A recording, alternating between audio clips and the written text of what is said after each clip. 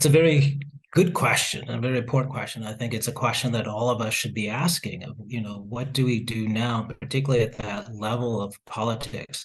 And I think it's time for particularly something like the OIC to really organize and recognize. And I think some of this has happened in the past. Last year, if I remember correctly, the United Nations even passed that Islamophobia made a sort of global hate crime. And pushed by a number of Muslim countries, and particularly by Pakistan. And there are other efforts that need to be done to sort of document the extent of Islamophobia. But as I said, it can't just be done with the sort of negative politics and a negative response. There has to be something productive coming out of this.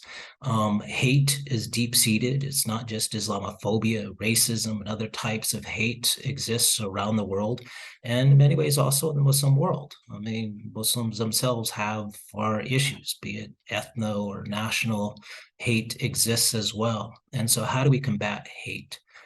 And what are the Muslim values, Islamic values and ethics of dealing with difference and difference amongst us?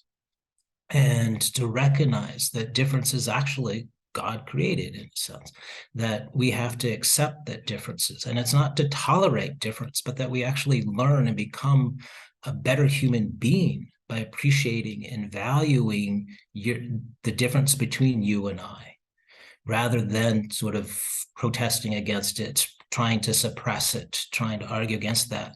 And I think it's time for some organization like OIC or other groupings to sort of come together and to highlight these Islamic values of difference, of appreciating and celebrating difference.